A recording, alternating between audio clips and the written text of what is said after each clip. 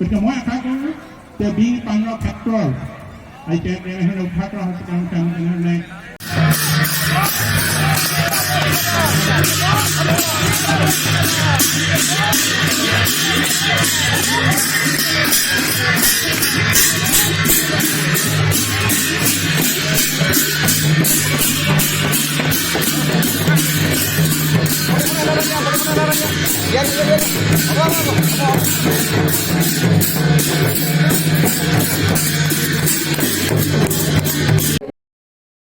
আমাৰ কামত অলপ সহায় কৰিবলৈ অনুৰোধ জনাইছোঁ। এয়া যোগেন মহন্তকাৰী সকলোকে আমি শ্ৰদ্ধা জ্ঞাপন কৰিবলৈ অনুৰোধ জনাইছোঁ। ছাৰলৈ আমি ধন্যবাদ জ্ঞাপন কৰিছোঁ। এনেকৈ আমি আসন গ্ৰহণ কৰাবৰ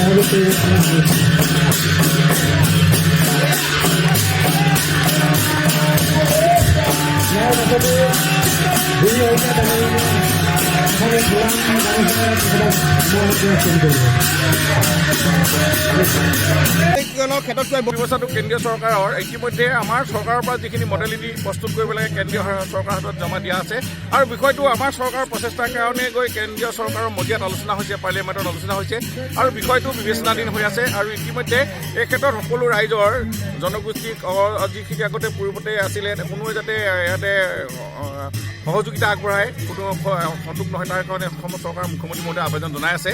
জনজাতিকৰণৰ ক্ষেত্ৰত ইতিমধ্যে এটা অসমৰ ৰাইজে এটা ভাল খবৰ শুনিবলৈ পাব।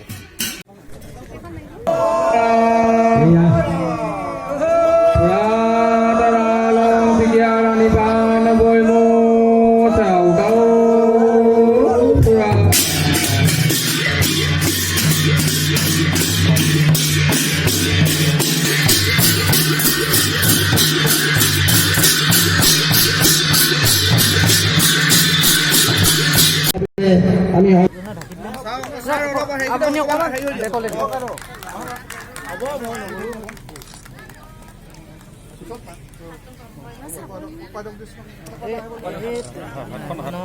ইউ টাইপ হৈ দিয়ক তেতিয়া গোটেইখিনি যাব। ইউ টাইপ হওক